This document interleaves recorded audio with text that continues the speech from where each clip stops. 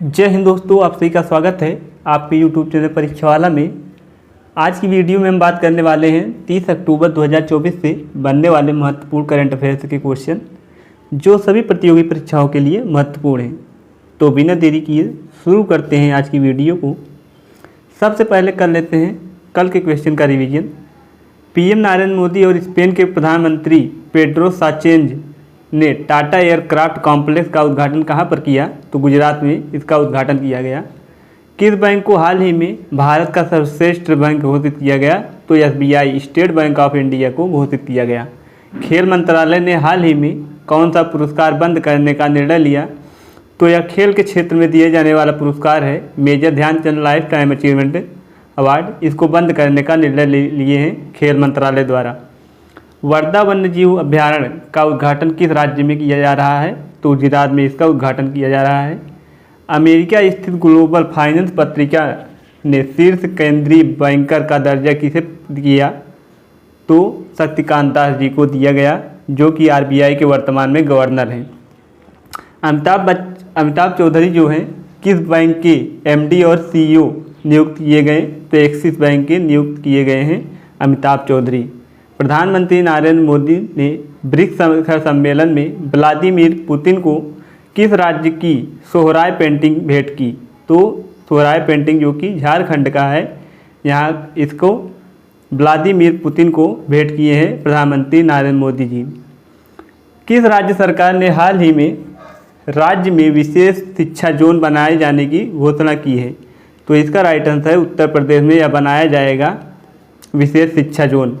Malaysia में खेले गए सुल्तान जोहर कप हॉकी टूर्नामेंट फाइनल में कौन सा देश टॉप पर रहा है? तो ग्रेट ब्रिटेन इसमें टॉप पर रहा। हाल ही में जारी आर्थिक स्वतंत्रता सूचकांक में भारत किस स्थान पर है? तो 84वें स्थान पर भारत रहा है आर्थिक स्वतंत्रता सूचकांक में। अब देखते हैं आज के क्वेश्चन को। आज का पहला जो क्वेश्चन है, वर्ल्ड जस्टिस प्रोजेक्ट के 2024 रूल ऑफ लॉ इंडेक्स में भारत का स्थान क्या है?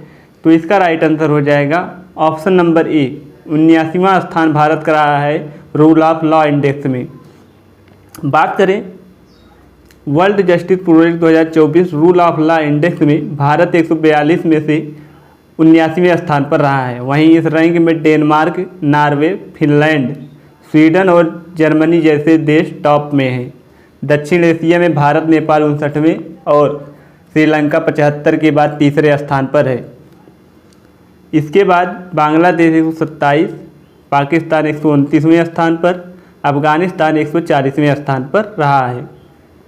अब बात करें अगले क्वेश्चन की, तो अगला क्वेश्चन है भारतीय तटरक्षक बल द्वारा हाल ही में लॉन्च किए गए 2 स्वदेशी गश्ती जहाज़ों के नाम क्या क्या हैं? तो इसका राइट आंसर हो जाएगा ऑप्शन नंबर बी, इसका राइट आंसर हो जाएगा जो हाल ही में लॉन्च किए गए हैं भारतीय तटरक्षक बल द्वारा। अदम्य और अक्षर को लॉन्च किया गया है। ये 2 स्वदेशी गश्ती जहाज़ हैं, इनका नाम अदम्य और अक्षर, इसका राइट आंसर हो जाएगा ऑप्शन नंबर बी। बात करें भारतीय तटरक्षक बल ने हाल ही में 2 स्वदेशी तेज गश्ती जहाज़ अदम्य और अक्षर को लॉन्च किए। निर्माण कहाँ पर हुआ? तो गोवा शिपयार्ड लिमिटेड जो यहाँ पर इसका निर्माण किया गया। ये जहाज़ 60% से अधिक स्वदेशी सामग्री के साथ बनाए गए हैं। इनका निर्माण तटीय सुरक्षा और निगरानी के लिए किया गया है, जिनकी लंबाई 52 मीटर और अधिकतम गति 27 समुद्री मील इसकी गति है। अब बात करें भारतीय तटरक्षक बल की, तो यहाँ इसका मुख्यालय नई दिल्ली में इसका मुख्यालय है। स्थापना 1 फरवरी 1977 में इसकी स्थापना की गई थी और भारतीय तटरक्षक स्थापना दिवस 1 फरवरी को मनाया जाता है। भारतीय तटरक्षक स्थापना दिवस। भारतीय तटरक्षक का आदर्श वाक्य क्या है? तो वयम रक्षामः इसका आदर्श वाक्य है। महानिदेशक वर्तमान में कौन है? तो DG परमेश शिवमणि जो हैं वर्तमान में इसके महानिदेशक हैं। भारतीय तटरक्षक बल के बारे में बात करें तो भारतीय तटरक्षक बल की स्थापना फरवरी 1977 को KF रुस्तम जी समिति की सिफारिश पर इसकी स्थापना की गई थी। तटरक्षक खुले समुद्र में तस्करी को रोकने, समुद्री प्रदूषण की रोकथाम के लिए और नियंत्रण, समुद्री पर्यावरण के संरक्षण, सुरक्षा, समुद्री कानूनों को लागू करने आदि के लिए जिम्मेदार हैं। भारतीय तटरक्षक बल भारतीय रक्षा मंत्रालय के अधीन है। भारतीय तटरक्षक बल के जो पहले महानिदेशक थे वो वाइस एडमिरल B.A. कामत थे, जो कि भारतीय तटरक्षक बल के पहले महानिदेशक थे। अब बात करें अगले क्वेश्चन की। अगला क्वेश्चन है किसे हाल ही में एयरपोर्ट अथॉरिटी ऑफ इंडिया का अध्यक्ष नियुक्त किया गया है? तो इसका राइट आंसर हो जाएगा option number B, Vipin Kumar को हाल ही में एयरपोर्ट अथॉरिटी ऑफ इंडिया का अध्यक्ष नियुक्त किया गया है। ऑप्शन बी इसका राइट आंसर हो जाएगा। बात करें बिहार कैडर के 1996 बैच के IAS अधिकारी विपिन कुमार को एयरपोर्ट अथॉरिटी ऑफ इंडिया का नया अध्यक्ष नियुक्त किया गया है। ये 1996 बैच के IAS अधिकारी रहे हैं। अब बात करिए अगले क्वेश्चन की। तो अगला क्वेश्चन है देश के पहले राइटर्स विलेज का उद्घाटन किस राज्य में किया गया? तो इसका राइट आंसर हो जाएगा ऑप्शन नंबर सी, उत्तराखंड में इसका उद्घाटन किया गया, जो कि पहला राइटर्स विलेज होने वाला है। इसका उद्घाटन उत्तराखंड में किया जा रहा है।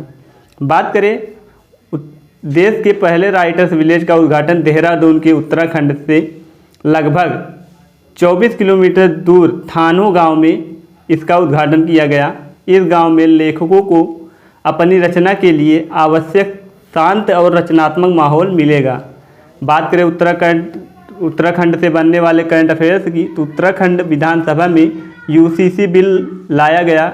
38वें राष्ट्रीय खेल 2025 का आयोजन यहीं पर किया जाएगा।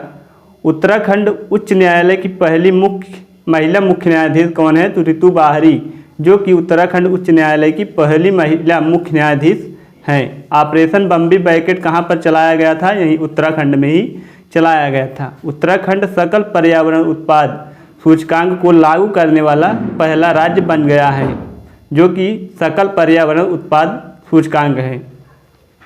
अब बात करिए अगले क्वेश्चन की। तो अगला क्वेश्चन है देश की पहली हेली एम्बुलेंस सेवा कहाँ शुरू होगी? तो इसका राइट आंसर हो जाएगा उत्तराखंड के ऋषिकेश में देश की पहली हेली एम्बुलेंस सेवा शुरू की जाएगी ऋषिकेश में। इसका राइट आंसर हो जाएगा। बात करें उत्तराखंड में 108 एम्बुलेंस सेवा की तर्ज पर एम्स ऋषिकेश हेली एम्बुलेंस की सुविधा देने वाला है। हेली एम्बुलेंस सेवा जो शुरू होने से प्रदेश के किसी भी क्षेत्र से अति गंभीर रूप से घायल को एम्स ऋषिकेश में शीघ्र पहुंचाया जा सकेगा और बिना समय गंवाए मरीज की जान बचाई जा सकती है। इसके लिए यह शुरू किया गया है हेली एम्बुलेंस सेवा। अब बात करें अगले क्वेश्चन की। तो अगला क्वेश्चन है किस महापुरुष की जयंती पर रन फॉर यूनिटी कार्यक्रम का आयोजन किया गया है?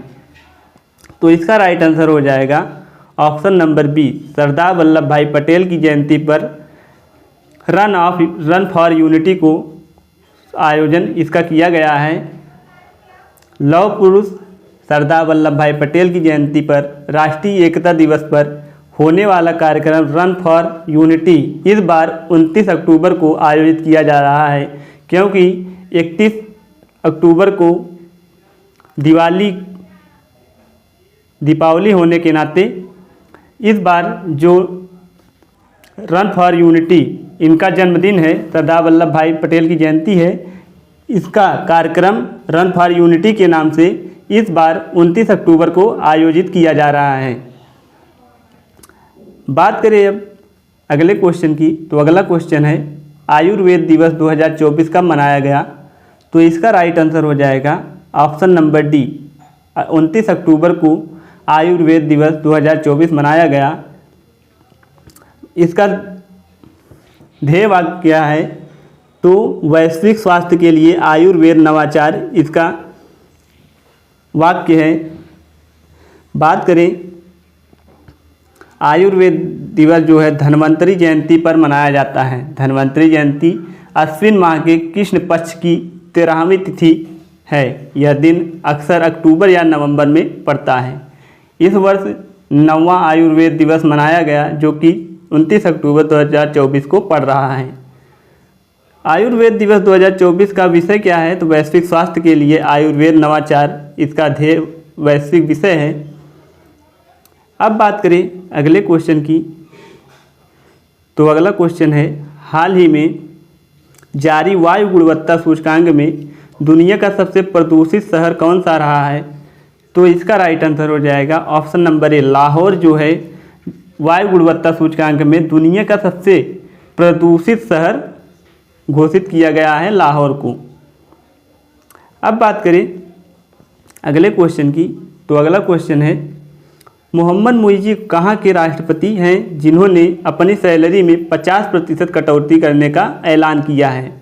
तो इसका राइट आंसर हो जाएगा, ये जो मोहम्मद मुइज़ी हैं ये मालदीव के राष्ट्रपति हैं जिन्होंने अपनी सैलरी का 50% कटौती करने का ऐलान किए हैं।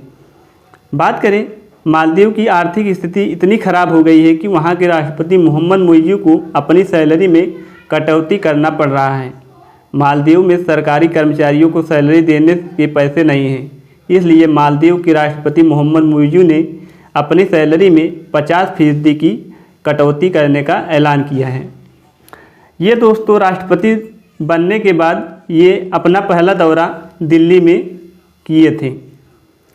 अब बात करते हैं अगले क्वेश्चन की, तो अगला क्वेश्चन है किस देश ने दुनिया की सबसे बड़ी इमारत का निर्माण शुरू किया? तो इसका राइट आंसर हो जाएगा Saudi Arab. Option number A इसका राइट आंसर हो जाएगा। बात करें सऊदी अरब ने मुकाब पर निर्माण कार्य शुरू कर दिया है जिसका लक्ष्य विश्व स्तर पर सबसे बड़ी इमारत बनाना है। यह स्मारक परियोजना रियाद में स्थित है और इसमें $50 बिलियन का निवेश किया गया है। बात करें सऊदी अरब की, तो इसकी राजधानी रियाद यहाँ की राजधानी हो जाती है। मुद्रा सऊदी रियाल यहाँ की मुद्रा है। राष्ट्रपति की बात करें तो मोहम्मद बिन सलमान यहाँ के राष्ट्रपति हैं सऊदी अरब की। ये रहे आज की महत्वपूर्ण करंट अफेयर्स के क्वेश्चन।